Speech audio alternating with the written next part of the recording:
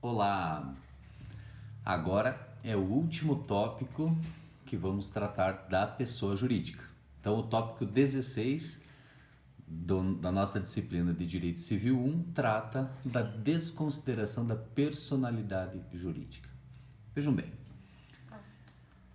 é bom a gente comentar sobre esse assunto, que é um assunto de importância prática inestimável, logo depois da gente tratar da extinção da pessoa jurídica. Porque aí nós conseguimos fazer uma diferenciação muito clara sobre esses dois assuntos. A doutrina da desconsideração da personalidade jurídica, ela na verdade tem efeitos práticos bastante significativos sob o ponto de vista do desvio de finalidade do contrato, do abuso de direito, muitas vezes da má fé do empresário ou do sócio, enfim, daquela pessoa que desenvolve uma atividade econômica e por conta disso utiliza muitas vezes a pessoa jurídica para atender fins que não são pactuados no contrato, que não representam a finalidade da existência daquela pessoa jurídica, muitas vezes para atender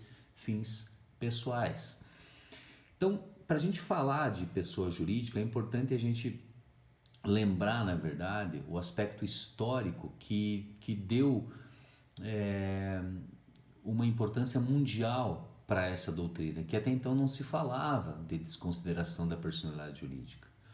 Isso a gente tem que remontar lá no finalzinho do século XIX, na Common Law britânica, que trata basicamente sobre um assunto que inaugurou a discussão mundial a respeito desse assunto. A primeira notícia que se tem dentro do campo jurídico a respeito dessa doutrina aconteceu no caso o Salomon versus Salomon Co., que foi uma pessoa jurídica criada pelo Aaron Salomon, que ele desempenhava uma atividade empresária de fabricação de botas de couro. E o que ele fez? Ele se utilizou da lei, né, que determinava os requisitos para a constituição de uma pessoa jurídica, para que a sua atividade econômica e os bens convertidos para essa atividade econômica não atingiriam o patrimônio pessoal daquelas pessoas que converteram o seu patrimônio em favor daquela sociedade, daquela pessoa jurídica. O que ele fez? Ele já desempenhava aquela atividade há mais tempo e o seu fundo de comércio, né, todo o seu negócio, ele transferiu para a constituição dessa personalidade jurídica. Então, o patrimônio resultante daquela atividade, ele converteu em favor daquela pessoa jurídica. No entanto, a legislação britânica exigia que esses grupos econômicos eles fossem constituídos por no mínimo 7 sócios. Ele simplesmente colocou como sócios a sua esposa e seus 5 filhos. Então, a sociedade foi criada, né, constituída pelo mínimo legal de sócios daquela época, naquela situação específica, de 7 sócios. Ele converteu o equivalente a 20 mil libras, basicamente a avaliação do seu fundo de comércio, e essa sociedade deu a ele 20 mil ações participativas naquela sociedade. E cada um dos outros sócios, no caso sua esposa e seus filhos, cada um receberam uma única ação, equivalente a 1 libra na época. O interessante é que ele gravou essa participação dele em relação a essas ações que ele titularizou com uma garantia hipotecária. Então ele era o principal credor da sociedade que ele mesmo constituiu. Só que isso estava na lei, a lei permitia inclusive a gravação, a oneração, né, de garantias de patrimônio convertido para a formação do capital social de pessoa jurídica. E um dos principais compradores dele era o próprio governo britânico. No entanto, o governo britânico também ele acabava não apenas favorecendo um fornecedor, mas vários, indistintamente. E ele começou a ter dificuldades na sua atividade econômica, começou a contrair muitas dívidas e não conseguiu a sua reestruturação, vindo a falir. Nessa situação específica, o juiz de primeiro grau e de segundo grau decidiram que o Salomon, ele criou essa sociedade no intuito de fraudar credores. Por quê? Porque quando foi aberta a sucessão desse patrimônio, e ele era o principal credor dessa companhia, que ele mesmo instituiu, e que ele era o acionista majoritário, como as suas ações eram gravadas de hipoteca, ou seja, o seu fundo de comércio era a garantia dessas ações, ele seria o único credor a receber e os demais credores seriam todos prejudicados justamente porque entrariam numa paridade que não receberiam, não tinha mais patrimônio à sociedade para honrar os créditos desses credores habilitados nesse processo falimentar. Então o juiz de primeiro grau entendeu que se tratava de uma fraude e que ele deveria, na verdade, a personalidade jurídica dessa sociedade que ele criou deveria ser simplesmente desconsiderada, para que então os credores pudessem atingir o patrimônio pessoal do Aaron Salomon. Isso foi em segunda instância, e quando chegou na Câmara dos Lordes, que é a instância máxima da Corte Britânica, o que a Corte decidiu? Que na verdade o Salomon constituiu a sociedade e desenvolveu essa sociedade dentro do rigor da lei, dentro dos ditames legais, e que na verdade, como ele atendeu todos os requisitos legais, absolutamente não omitiu nenhuma informação e nenhum documento a respeito dessa atividade e demonstrou como essa atividade chegou num colapso em que acabou falindo, a Câmara dos Lordes decidiu então que as decisões anteriores seriam reformadas e que ele de fato não teria contribuído para a bancarrota da empresa que ele constituiu, revertendo portanto essa decisão. É claro que não foi desconsiderada a personalidade jurídica, mas abriu espaço para um debate muito grande envolvendo esse assunto, que é: se o empresário utilizar a pessoa jurídica no intuito de fraudar os credores, como se pode atingir esse patrimônio, né, dos sócios, já que o patrimônio da sociedade está comprometido? Por que eu falo isso? E por que é tão importante esse assunto envolvendo a análise desse caso especificamente? Quando se constitui uma pessoa jurídica, principalmente uma sociedade empresária, que a gente está tratando agora quanto à desconsideração dela, os sócios, quando integralizam o capital social dessa sociedade, a transferência do valor, seja ele em moeda corrente, seja ele em bens, em créditos, o valor que a pessoa transfere para essa pessoa jurídica que está sendo criada está constituindo um novo capital, né? Um patrimônio novo para aquele novo sujeito de direito. Portanto, aquele patrimônio pertencente à pessoa jurídica é o patrimônio que será destinado para honrar os compromissos da pessoa jurídica. O patrimônio das pessoas naturais ou outras jurídicas que participam dessa não podem ser atingidos por conta das obrigações que esta pessoa jurídica está assumindo. Ou seja, há uma distinção entre o patrimônio dos sócios e o patrimônio do novo sujeito de direito criado por esses sócios. Só que tem um detalhe: e se esta pessoa jurídica praticar atos contrários à lei, com intenção de fraudar credores, ou que os sócios dessa pessoa jurídica desviem a finalidade estabelecida no contrato para favorecer a eles pessoalmente? Como fazer? O que se aplicar? Porque veja bem, o que nós falamos no tópico anterior, no tópico 15, foi a respeito à extinção da pessoa jurídica. Então, com a dissolução da pessoa jurídica, ela deixa de existir, né? E aí, claro, o seu patrimônio vai ser todo ele usado para o pagamento de todos os credores indistintamente, não importando qual seja o momento em que essa dívida foi contraída, simplesmente a sociedade tem que ser liquidada. Aqui nós estamos falando de uma situação episódica.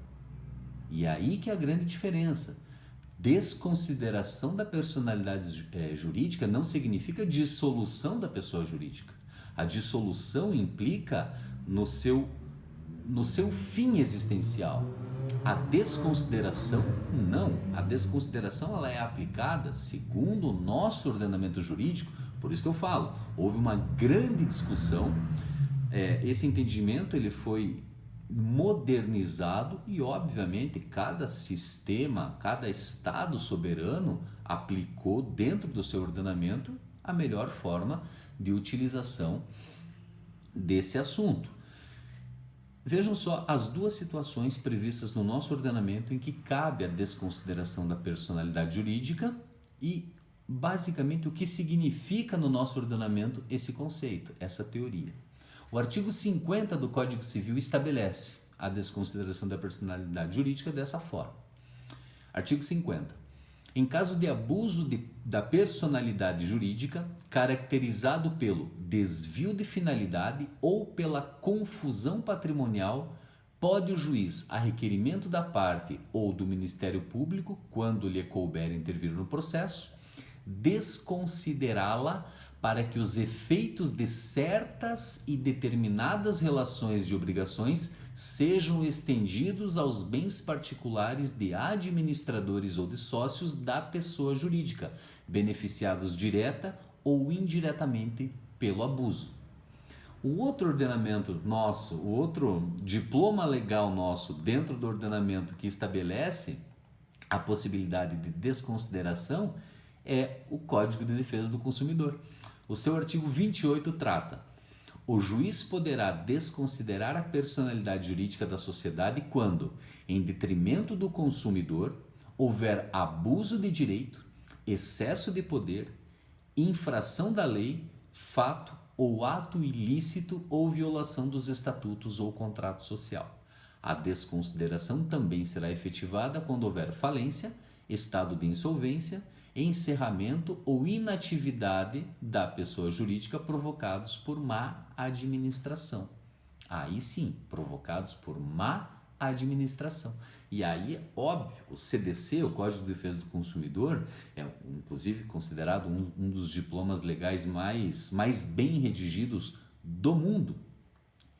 Uma coisa é a redação do CDC, outra coisa é a aplicabilidade, a efetividade prática dele. Mas, de fato, é um dos diplomas legais reconhecidamente um dos mais avançados do mundo. O que acontece nessa explicação envolvendo a desconsideração da personalidade jurídica? Quando nós falamos de desconsideração, nós falamos de suspensão episódica da eficácia do ato constitutivo da pessoa jurídica. Suspensão episódica não significa dissolução. Dissolução ela não volta a existir. A dissolução ela deixa de existir. A despersonificação ou a desconsideração da personalidade é quando se suspende temporariamente em relação àquele episódio a eficácia do ato constitutivo. Portanto, se foi considerado ou por abuso de poder, por excesso, por desvio de finalidade do contrato, por alguma situação comprovada de que os sócios agiram de tal forma que visasse fraudar o credor ou se beneficiar, né, pessoalmente dos atos praticados pela pessoa jurídica, o juiz poderá suspender a eficácia daquele momento. Ou seja, aquele credor especificamente, ou aquele conjunto de credores, se for em relação a alguns atos obrigacionais, poderão agredir o patrimônio dos sócios. Entende a diferença? Aqui, quando nós falamos em desconsideração da personalidade jurídica, a pessoa jurídica não deixa de existir. E não é qualquer credor que poderá invadir, poderá atingir o patrimônio dos sócios.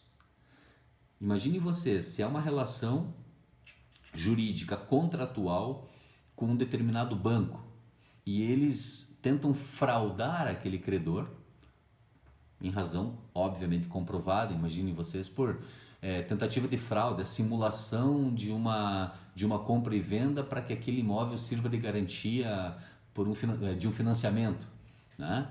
Então, automaticamente, aquela situação episódica, aquele episódio será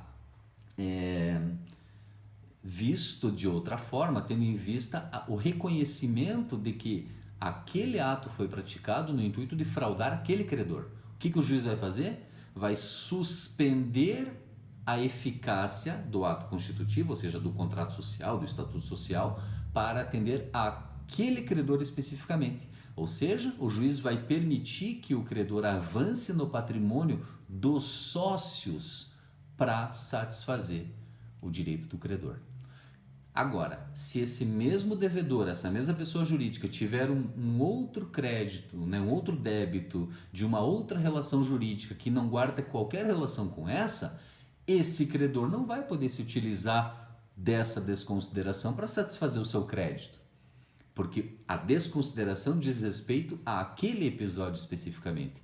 Mas a sociedade empresária continuará existindo, a distinção entre o patrimônio dos sócios e o patrimônio da pessoa jurídica continuará sendo respeitado, independentemente dos outros credores. Agora, em relação a o patrimônio dos sócios sim irá responder por aquela dívida que a pessoa jurídica não honrou. Quais são os motivos? Enfim, cada caso é um caso. Mas se aplica ou o artigo 50, se se tratar de qualquer relação negocial, ou o artigo 28 do CDC, se se tratar de relação de consumo. E aí sim, aplica-se a desconsideração da personalidade jurídica. Portanto, não esqueçam, a dissolução implica no fim existencial. E aí todo o patrimônio vai ter que pagar, obviamente, os credores. E eventuais sobras serão partilhadas entre os sócios. A desconsideração da personalidade jurídica é a suspensão episódica da eficácia do contrato social ou do estatuto daquela pessoa jurídica. Ok? Bom, gente, chegamos ao fim, então, do nosso assunto pessoa jurídica. Né? E aí, claro, a partir dos próximos tópicos iniciaremos um novo assunto, que são os direitos de personalidade. Mas pessoa jurídica, então, chegamos ao nosso fim nesse tópico 16. Certo? Então, obrigado e até a próxima. Tchau, tchau.